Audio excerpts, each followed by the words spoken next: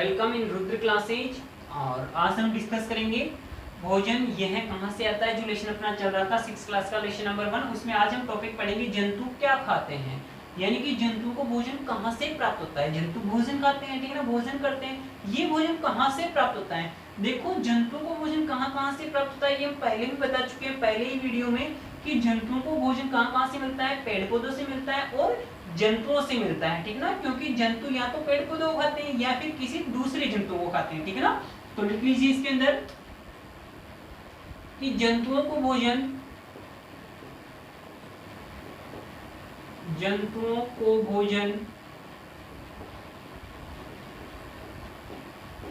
पेड़ पौधों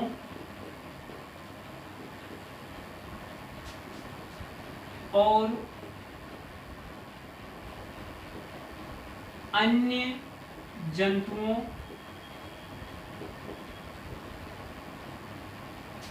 से प्राप्त होता है।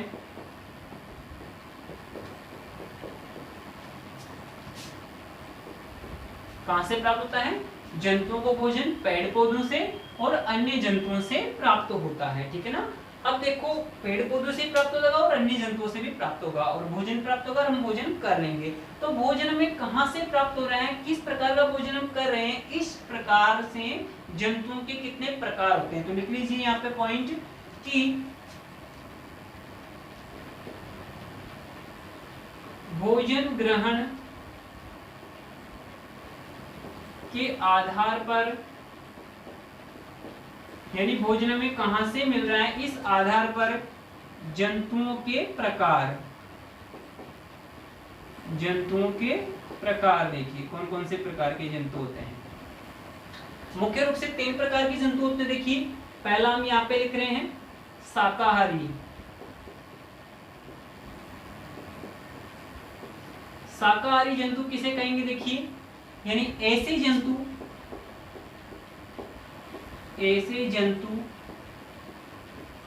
जो केवल हरे पेड़ पौधों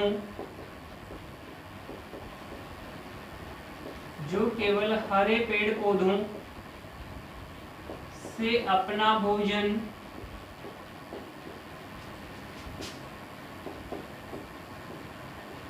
प्राप्त करते हैं,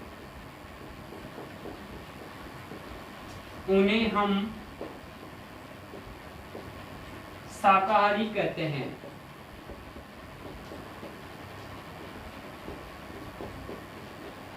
शाकाहारी किसे कहेंगे, जो केवल हरे पेड़ पौधों को खाते हैं। डायरेक्ट ऐसे भी लिख सकते हैं हम, शाकाहारी जंतु किसे कहेंगे, ऐसे जंतु जो हरे पेड़ पौधों को खाते हैं उन जंतुओं को शाकाहारी कहते हैं, ठीक है ना।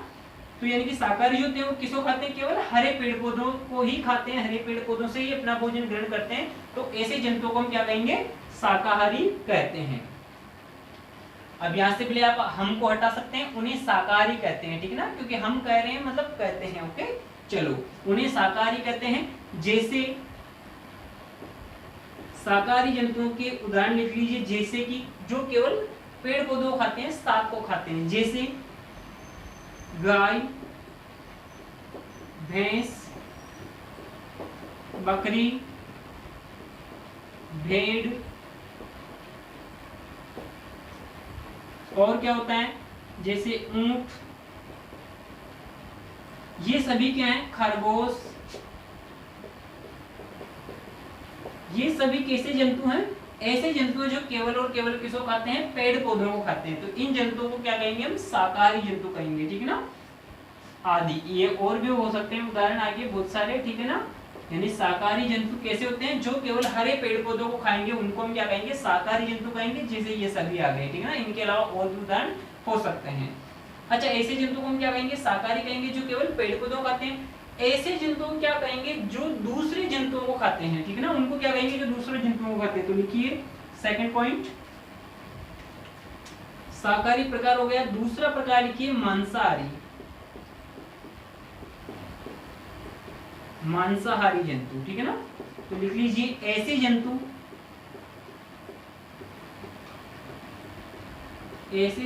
जो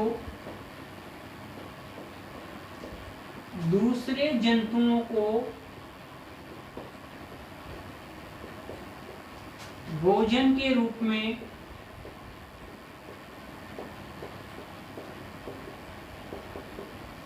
खाते हैं, उन्हें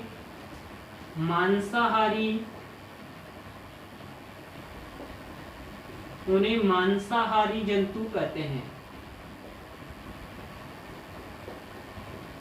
उन्हें क्या कहते हैं? मांसाहारी जंतु कहते हैं। उदाहरण लिख लीजिए इसके, जो केवल और केवल किसको खाएंगे? दूसरे जंतु को ही खाएंगे, ये हरे पेड़ पौधों को नहीं खाएंगे, ठीक है ना। तो लिख लीजिए केवल कहां से प्राप्त करेंगे? दूसरे जंतुओं से।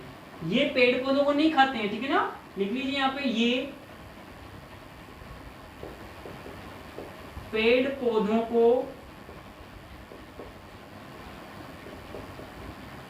नहीं खाते हैं। ये किसको खाते हैं? केवल जंतुओं को खाते हैं, ठीक है ना। पेड़ पौधों को नहीं खाते हैं, ठीक है ना। तो उदाहरण लिख लीजिए, जैसे कि शेर।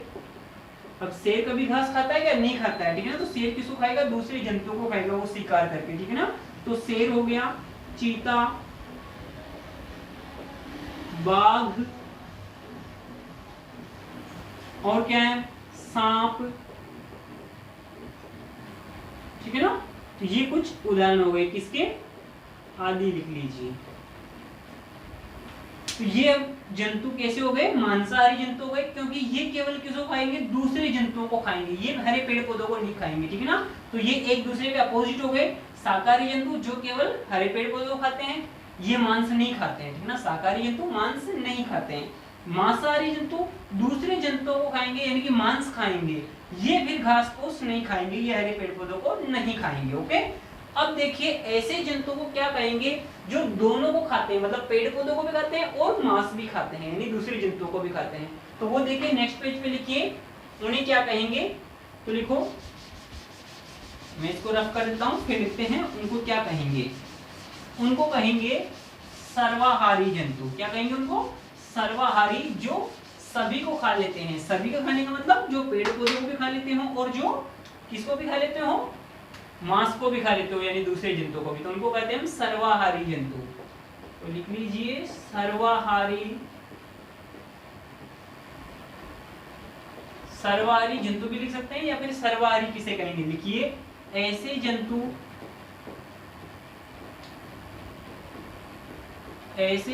जो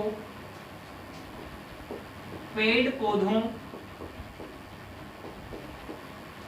और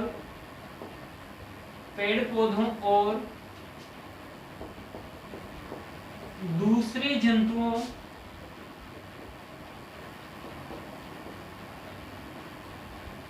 दोनों से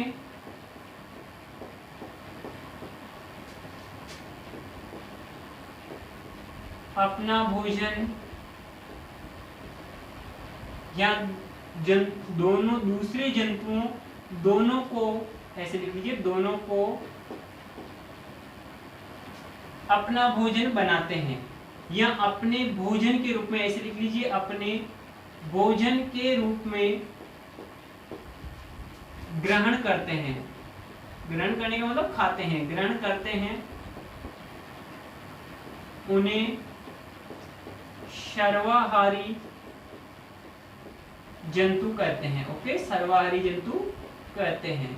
यानी कि ये कैसे हैं? देखिए, पेड़ पौधों को खाएंगे, यानी कि ये शाकाहारी का काम भी कर रहे हैं, और ये दूसरे जंतुओं को भी खाएंगे, यानी कि ये कैसा काम कर रहे हैं? मांसाहारी का काम भी कर रहे हैं। यानी कि इस कैटेगरी में, इस श्रेणी में ऐसे जंतु आएंगे जो मांस भी खाएंगे और पेड़ पौधों को भी खाएंगे, यानी कि मांसाहारी भी होंगे और शाकाहारी भी होंगे, ठीक है ना। तो लिख सकते हैं कि ऐसे जंतु, यानी कि लिख लो यहीं पे, सर्वाहारी जंतु पेड़ पौधों और मांस दोनों को खाते हैं। उदाहरण लिख लीजिए ऐसे जंतुओं के, जैसे कुत्ता, आपने देखा होगा कुत्ता क्या करता है? मांस मिल जाए उसको, यानी कोई मरा हुआ जंतु है उसकी हड्डी को खा रहा है, मांस खा रहा है, ठीक है ना। तो तो कुत्ता मांस भी खा लेता है और रोटी भी खा लेता है। बिल्ली को देखा आपने, बिल्ली भी रोटी भी खा लेती है और मांस भी खा लेता है। कौवा,